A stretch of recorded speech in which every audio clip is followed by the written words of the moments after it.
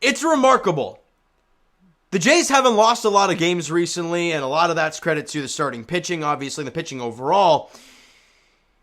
But when they've lost games, have they been painful or what?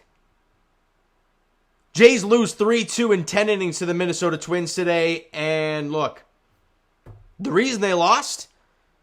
The inability to get a clutch hit. But not even get a clutch hit. It's to get a run home from third with less than 2 out. It's been the talking point for the most of the season over this stretch of playing really good ball. Obviously, majority has been the pitching staff. So we haven't really had a chance to talk about it lately. But the inability to get that clutch hit today veered its ugly head. And against a great pitcher in Sonny Gray and a really good pitching staff overall in the Minnesota Twins, when you get opportunities to score runs, you damn well better take advantage of it. And the Jays do not for the majority of this game. And they lose in extras. And we're here to break this thing down. Look, top 5, Michael A. Taylor goes deep off of Yusei Kikuchi. That's the only thing you allowed. 2 runs over 5 innings. A solid outing for Yusei, kept your team in the ball game. Bottom of the 5th inning, Bo Bichette hit a chopper through the right side for a base hit. Great stuff, right? I think Espinal ends up coming home to score. Heineman goes to third. There's less than 2 out. You can't get it done. You can't get any more to cross to tie it. Bottom of the 6th inning, with Santiago Espinal on first, they pinch hit Biggio for George Springer. And Springer drills a double to the gap in right center field. Espinal comes in to score to tie it. George goes to third on the throw home. And he's safe. Kirky can't drive him in. It's a 2-2 game. And at one point during this, the Blue Jays have a bases-loaded 1-out situation. They can't get it done. We move all the way to the bottom half of the 9th inning. They bring on their closer, Johan Duran, who is absolutely disgusting. And to lead off the inning, he hits Espinal. Then Springer drills one to right center. Actually, I think was the double to tie it in the same spot? I can't remember. But he doubles to left center. Espinal goes to third. Obviously, you're not going to send him because, there's nobody out. The last thing you want is the first out at home plate. It would kill any sort of rally you got, or at least you think it would. But you got second and third. The game-winning run is 90 feet away. You have nobody out. They bring the infield in. Alejandro Kirk, chopper to the right side. Great stop by Willie Castro at second. He fires to first, gets Kirky. No one else moves up. Bo then strikes out on a breaking ball in the dirt. And they intentionally walk Vladdy. And Brandon Belt comes up on a 3-2 count. Drills a line drive right at the second baseman. And you get nothing. Second and third, nobody out. A chance to walk it off 90 feet away. You can't get it done. And I don't know how many times, I sound like a broken record in these videos. When you get a golden opportunity to tie the game, get back in the game, take a lead late in the ball game, you need to take advantage because you're probably not going to get another opportunity like that. And they squander that. And what that means now is they have to go to Adam Simber. People are like, well, what are you talking about? Why not Jordan Romano? I believe he's pitched, this would be day 3 in a row for Jordan Romano, so that they weren't doing that. And Trevor Richards is probably going to be the opener tomorrow because you're going to have him probably open for Bowden Francis. So he's not available. So you got Adam Simber with a guy at second base and nobody out, right? With a ghost runner. Adam Simber is a guy who does not strike out many guys. And a little chopper to third. Chapman tries to wait back on it because he knows he's not going to get the out at first. So he waits back to try and get the out at third, but the ball just does not get to him quick enough. They have first and third, nobody out. Ground ball to Bo. He looks him back, goes to first, but the problem was the runner was in motion, so you couldn't get the double play. And that was the second and third, 1 out. Michael A. Taylor comes up and hits a fly ball to Whit Merrifield in left field. Lines up perfectly, fires one to the plate, one hopper to Kirk, and he can't catch it. It goes off the end of Kirk's glove, a very catchable ball, but he starts coming down before he has the ball, and it goes off his glove. The run scores, and it gives them the 3-2 lead.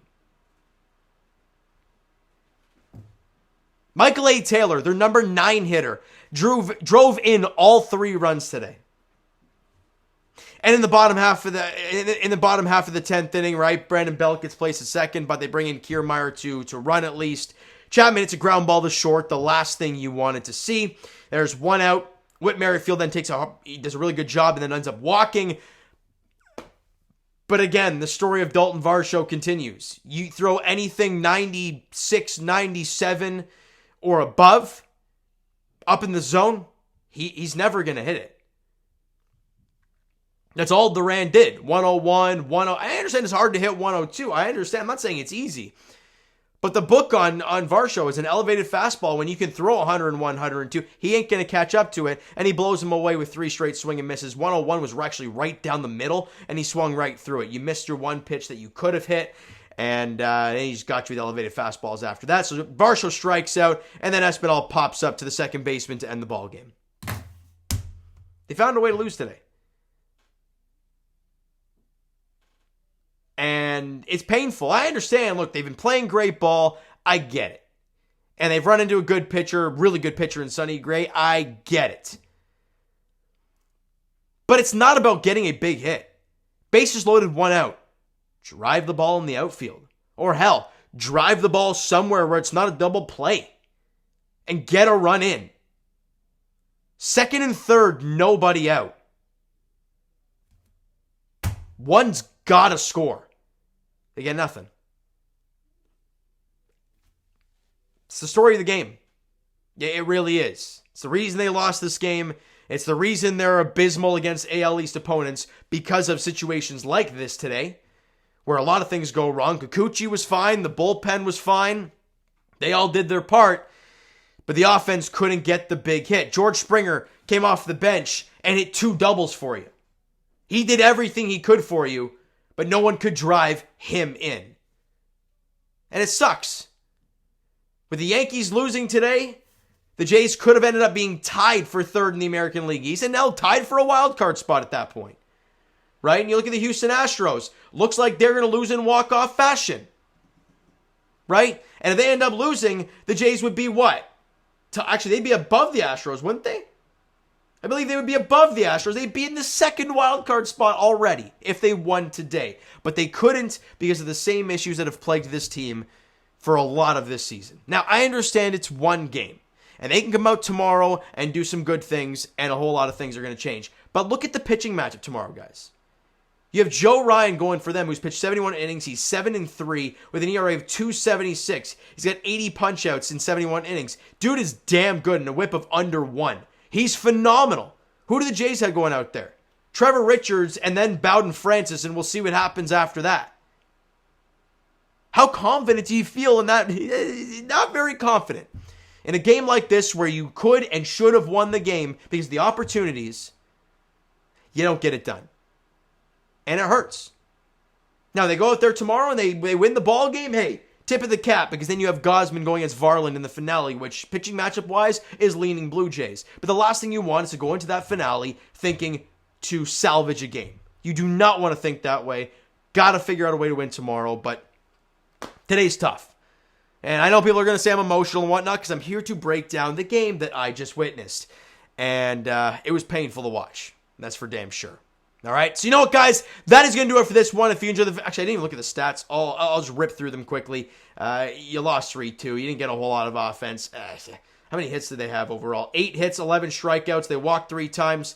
Bo went 1 for 5 with 3 strikeouts and a couple strikeouts in big situations. Vladdy 0 for 3 with a walk, and he got intentionally walked as well.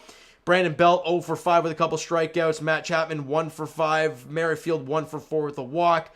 Santiago 1 for 3 with a couple runs scored and a walk. So he got on base 2 of the 4 times he came to the, or 2 of the 5 times he came to the dish. He got hit as well.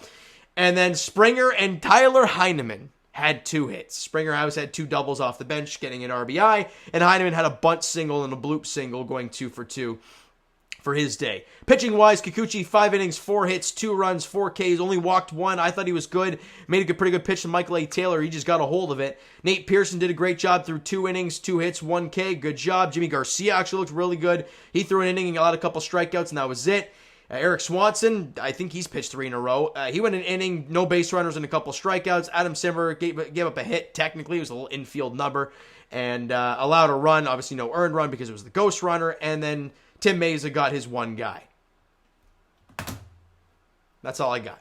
All right, so you know what, guys? That's going to do it for this one. If you enjoyed the video and not this game today, because it just gave you flashbacks of a few weeks ago, hit that like button. I do appreciate it. Hit the subscribe button. You guys not already, comment down below your thoughts on the video, thoughts on the game. Would you like, would you not like from today's game for the Toronto Blue Jays? Twitter, Discord, Instagram, TikTok, all that stuff is down below, so follow up there if you guys have not done so already. And I'll talk to you guys tomorrow, I guess late afternoon, early evening, depending on when the game finishes. Jays edition, Jays, Twins.